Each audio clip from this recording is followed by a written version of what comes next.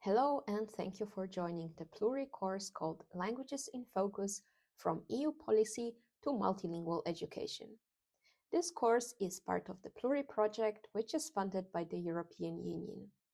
PLURI stands for Plurilingualism for Better Education, Cohesion and Linguistic Diversity. My name is Alicja Fajfer and I'm a postdoctoral researcher at the University of Eastern Finland. I'll cover the policy topics. In the next videos, my colleagues from Coop Culture will talk about the development of multilingual education. This course is meant for school teachers and educators who want to embrace linguistic diversity in the classroom, but are new to the topic. We've prepared for you a series of videos, so be sure to subscribe to our channel and feel free to contact us with whatever questions you may have.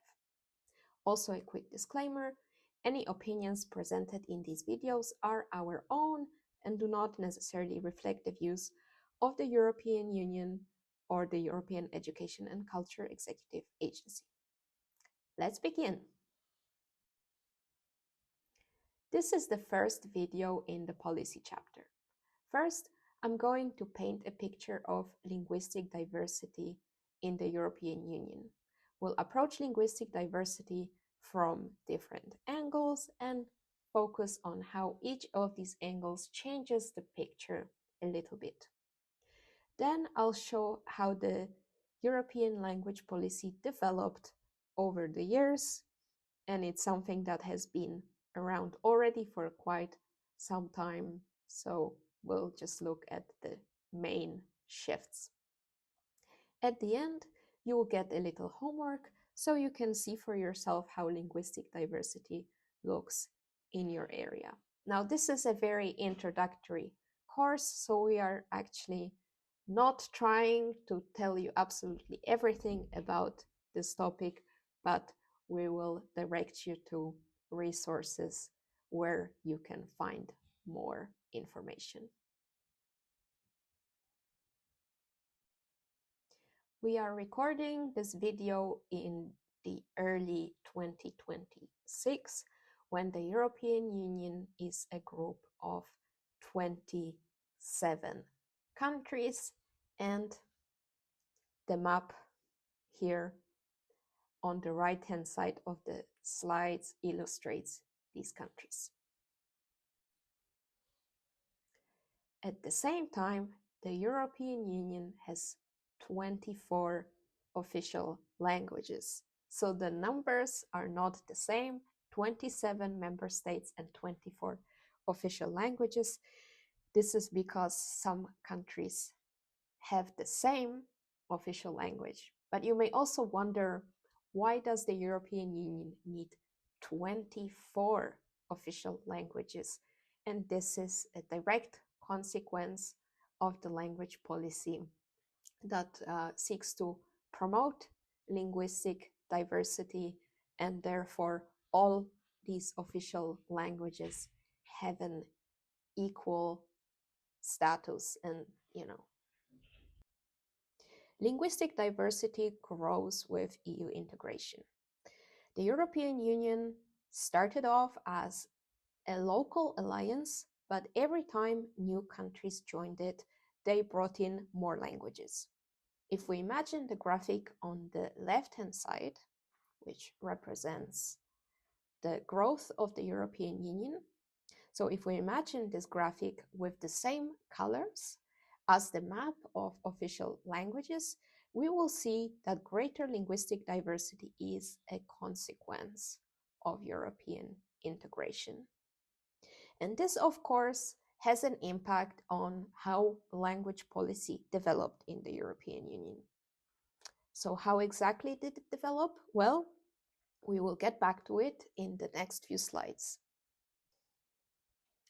Let's stay a little longer with the topic of linguistic diversity. So far, we have looked at it from the perspective of EU member states having different official languages. However, that's not the whole story. There's a lot going on in this map on the right-hand side. The map represents different dialects and minority languages in Europe. There's a lot going on in terms of colors and markings. And my point here is to illustrate that Europe has very rich linguistic heritage. Now, another topic is, of course, protecting these communities. Some level of legal protection ensures that it's easier for these communities to make sure that also the next generations retain this language and diversity of it. And finally, let's not forget about the international migrations dimension of linguistic diversity. This is perhaps tricky to represent as one map. The map on the right-hand side illustrates the countries of origin of these migrant groups, which obviously is a radical simplification. Migrants can be, of course, multilingual people or not. They may already speak the language of the host society or not. So that, of course, introduces extra complexity to the big picture of linguistic diversity. Now, this is the end of part 1 of this video. So I wanted to show you different ways that we can think about linguistic diversity.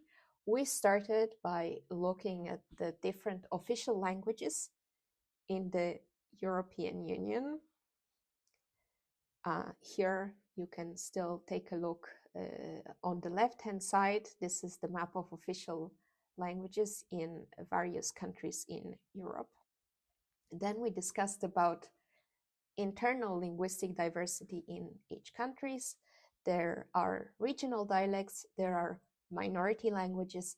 Some of them have an official status and some form of legal protection, others do not.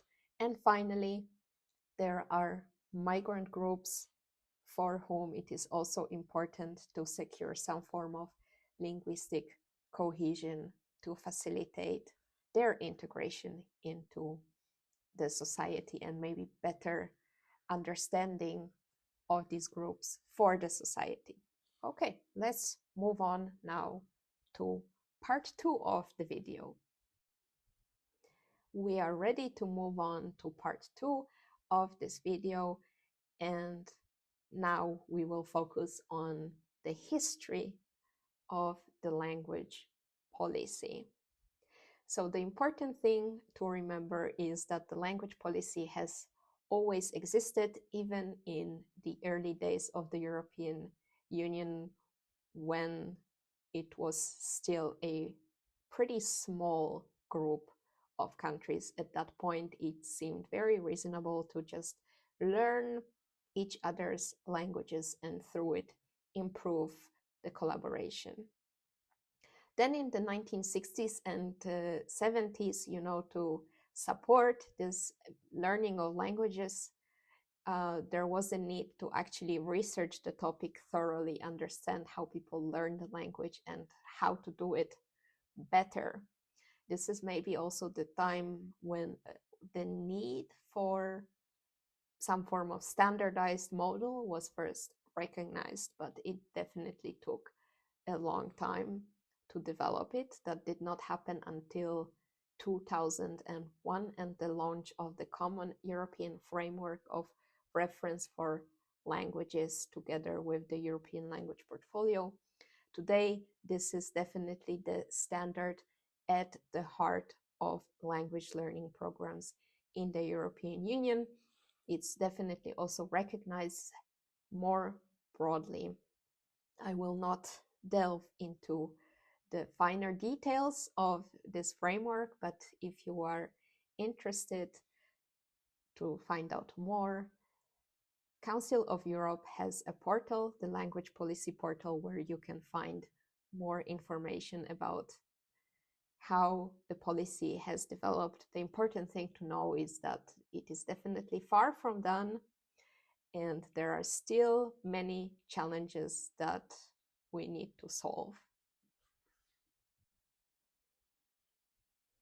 Next, let's talk about the practical dimension of the language policy. Now, I'm not going to explain these in detail. If you want to learn more, you can find more information on the language policy portal.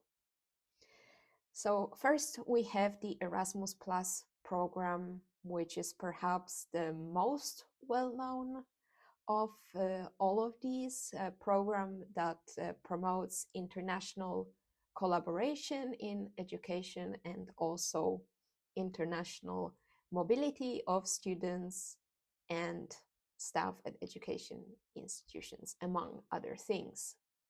Then we have the Creative Europe program and the European Day of Languages. The European Day of Languages is celebrated every year in September. And for example, the interpreters at the European Parliament usually have some kind of event when you can find out more about the reality of their work and also the day-to-day functioning of the multilingual European Union. Then we have the European Language Label, which is an award for innovative education methods and tools. And finally, the Jóvenes Translatores Award, because of course, one way to manage linguistic diversity is also through translation. The last topic to discuss in this part 2 is the impact of the language policy. And here it's important to know that language is very difficult to control and regulate and plan outcomes. So I wanted to talk about friction between two approaches. So on one hand, we have a push towards standardizing everything into English.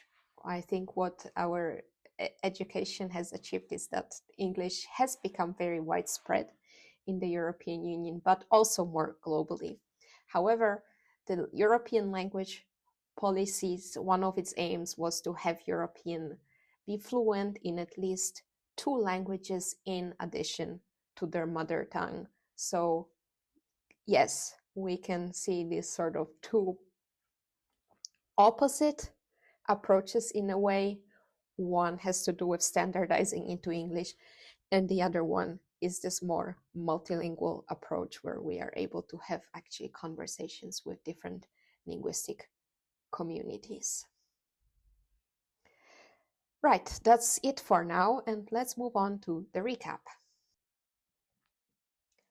Right, so that's it for today. Let's just recap what we talked about. Here, the main points in my presentations were that as the European Union accepted more members, the linguistic diversity has also increased.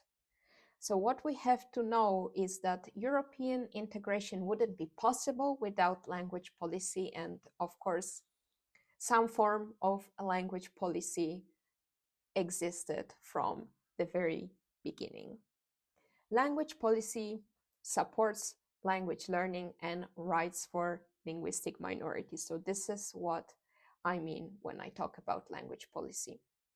And here I wanted to conclude by reminding you that the work is far from complete. We see that language diversity in Europe is a really overwhelming topic, and we definitely have a lot of challenges ahead of us, so the work is far from complete. As homework, I'd like to suggest a nice and easy reflection activity. Task 1 is a walk in your local area. Leave the house and look around.